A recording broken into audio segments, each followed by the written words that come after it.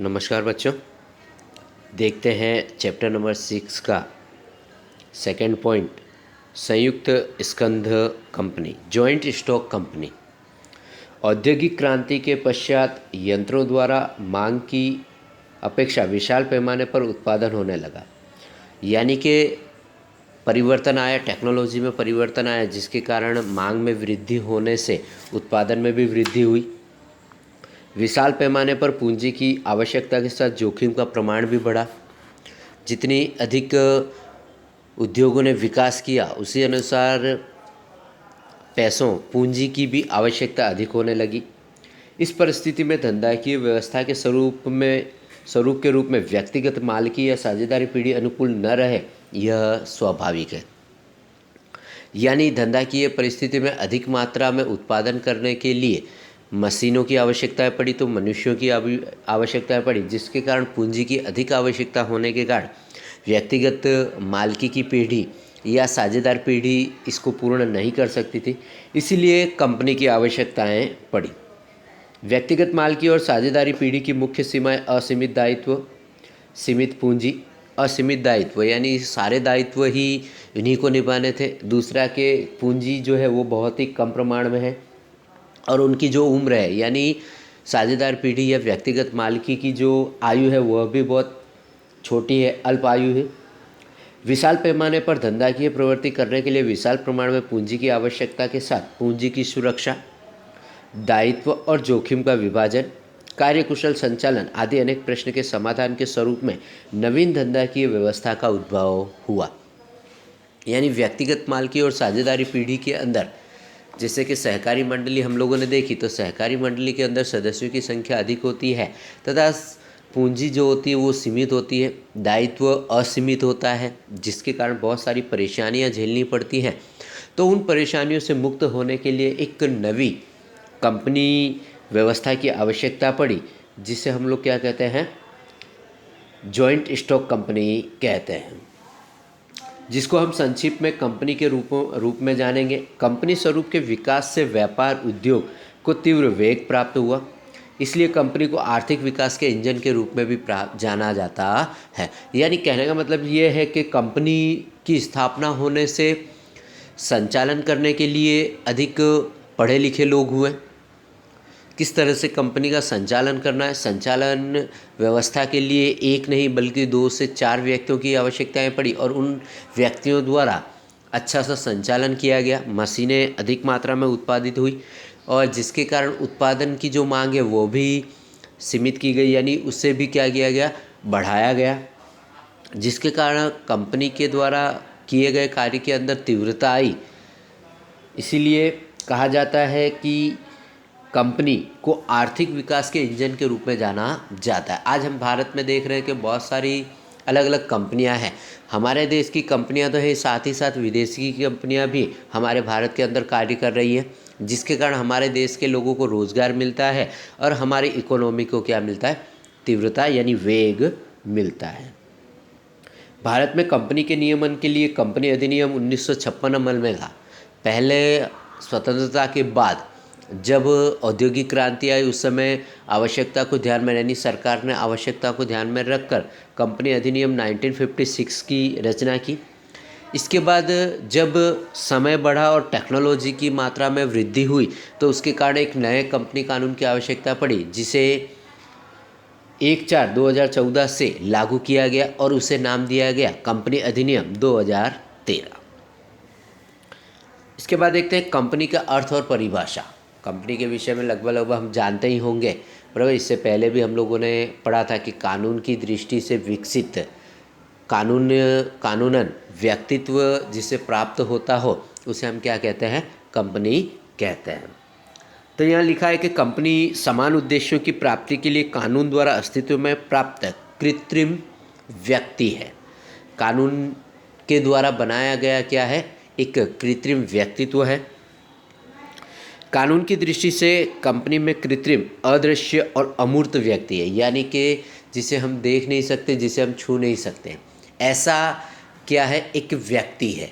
कहने का मतलब कंपनी हमें दिखती है, कंपनी के अंदर मशीनें हैं वो भी दिखती है, पर उसे चलाने के लिए मानव की आवश्यकता पड़ती है, और उसका सही ढंग से संचालन करने के लिए कानून के अनुसार कार्य करना पड़ता है।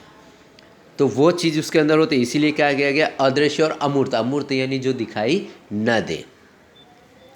इसके बाद है कि 2013 के कंपनी अधिनियम में बताए अनुसार कंपनी अर्थात कानून के अंतर्गत अथवा पूर्व के किसी भी कानून के अंतर्गत स्थापित कंपनी, यानी कंपनी का मीनिंग यानी अर्थ यही है कि कानून के अंतर्गत स्थापित कंपनी अर्थात क्या है, कंपनी कहा जाता है। इस परिभाषा से स्पष्ट होता है कि कंपनी कानून का सर्जन है, यानी कंपनी का जो सर्जन है वो किसके अनुसार होता है, कानून के अनुसार होता है।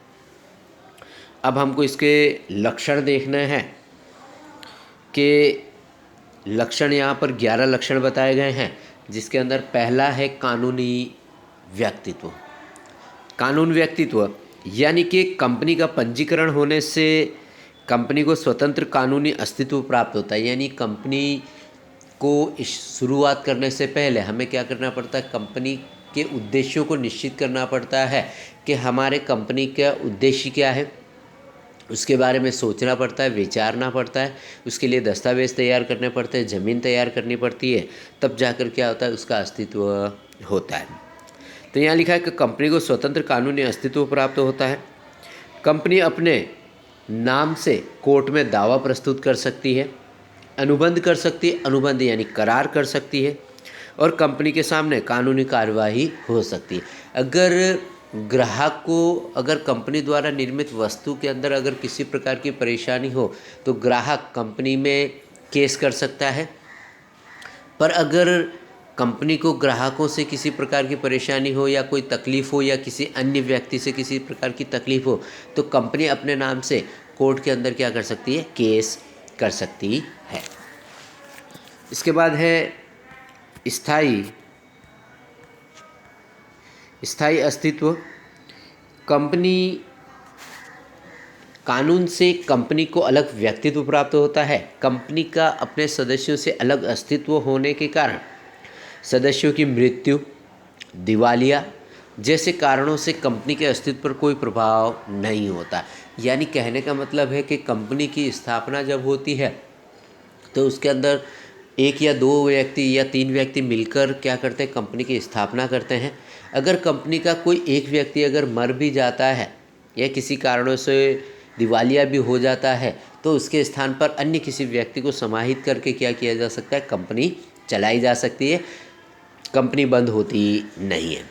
ऋण निस्तार या हिसाब किताब चुकता करने से ही कंपनी का अंत किया जा सकता है। यानी कहने का मतलब है कि कंपनी ने अगर कहीं से भी पैसे लिए हो तो उन सारे पैसों को पहले चुकाना पड़ता है, तभी जाकर कंपनी बंद की जा सकती है। बिना चुकाए यानी असीमित दायित्व के कारण क्या होता है, कंपनी के अंदर काम कर रहे सभी कर्मचारियों को और कंपनी ने बाहर से अगर जो भी ऋण लिया है उसे चुकाने के बाद ही कंपनी को क्या किया जा सकता है, बंद किया जा सकता है। नंबर 3 है पूंजी का छोटे हिस्सों में विभाजन। कंपनी की पूंजी को छोटे छोटे हिस्सों में विभाजित किया जाता है। इस प्रत्येक हिस्से को अंश कहते हैं। इसको ध्यान में रखना है कि कंपनी की पूंजी यानी मालिक के द्वारा लगाई गई पूंजी को क्या किया जाता है, छोटे छोटे हिस्सों में बांटा जाता है, जिसे अंश कहते हैं, जिसे शेयर कहते हैं। ध्यान रखिएगा क्योंकि ये आपको हमेशा पढ़ने के लिए आएगा। आगे है अंश निर्गमित करके कंपनी विशाल पैमाने पर पूंजी कोष एकत्र करती है। यानी अंशों का वितरण करके क्या करती है, पूंजी एकत्रित करती है। और अंश खरीदने वाला कंपनी का अंशधारक माना जाता है। जो आम जनता होती है, जो क्या करते हैं, कंपनी के द्वारा विज्ञापन पत्रों के द्वारा अंशों को क्या किया जाता है, मार्केट में लाया जाता है और लोग उसे खरीद कर क्या करते हैं, पूंजी कंपनी जो अपनी पूंजी होती है वो कंपनी को देते हैं। नंबर 4 है अंशों का सरल हस्तांतरण यानी ट्रांसफ़र। कंपनी तथा कानून की व्यवस्था के अधीन रहकर अंशधारक कंपनी के अंशों का क्रय तथा विक्रय कर सकता है। अंश का हस्तांतरण कंपनी का एक महत्वपूर्ण लक्षण है। अंश का हस्तांतरण क्या है, एक महत्वपूर्ण लक्षण है। नंबर 5 है सार्वमुद्रा यानी कॉमन सील। अनुबंध पत्रों, अंश प्रमाण पत्रों, दस्तावेजों तथा दैनिक व्यवहारों में कंपनी की सहमति दर्शाने के लिए सार्वमुद्रा लगाई जाती है, जिसे सील कहते हैं, जिसे हम लोग कहते हैं कि एक स्टैंप होता है, यानी कंपनी के द्वारा एक ऐसा स्टैंप बनाया जाता है जो कि कंपनी के जितने भी दस्तावेज, मूल दस्तावेज होते हैं उन पर क्या किया जाता है, सील लगाया जाता है, जिससे ये पहचान होती है कि यह डॉक्यूमेंट्स है या ये कंपनी का अस्तित्व है और ये ओरिजिनल डॉक्यूमेंट है। इसीलिए यहाँ पर क्या होता है, कॉमन सील लगाया जाता है। नंबर 6 है संचालन।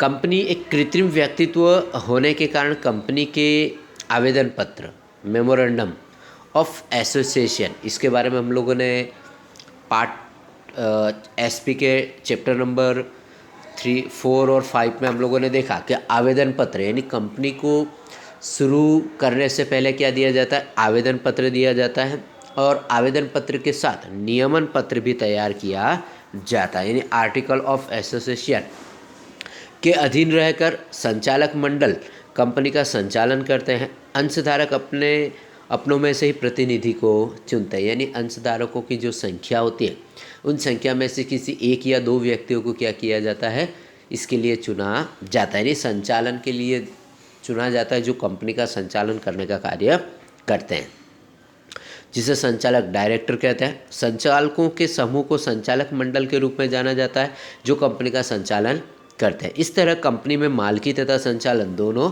अलग होते हैं, यानी मालिक के द्वारा संचालन नहीं किया जाता है, बल्कि किसके द्वारा, संचालकों के द्वारा कंपनी का संचालन किया जाता है। इसके बाद है सदस्य का पद। कंपनी में संचालन तथा मालिकी अलग होने के उपरांत कंपनी को अलग कानूनी व्यक्तित्व मिलने से कोई भी सदस्य कंपनी की तरफ से कोई अनुबंध नहीं कर सकता, यानी कंपनी का सदस्य कंपनी की तरफ से कोई अनुबंध यानी करार नहीं कर सकता। सदस्य के किसी कृत्य से कंपनी बंधनकर्ता नहीं बन सकता, यानी अगर किसी सदस्य के द्वारा अगर किसी भी प्रकार का ऐसा कोई कार्य किया जाए कि जिसके कारण किसी प्रकार की परेशानी होती हो, तो क्या हो सकता है, उससे उस सदस्य को कंपनी से बाहर निकाला जा सकता है, परंतु सदस्य कंपनी के साथ अनुबंध कर सकता है, अनुबंध कर सकता है, कंपनी के साथ अनुबंध, यानी परंतु सदस्य जो है वो किसी अन्य कंपनी के साथ अनुबंध कर सकता है। नंबर 8 है सदस्य संख्या। निजी कंपनी में कम से कम 2, अधिक से अधिक सदस्यों की संख्या 200 होती है।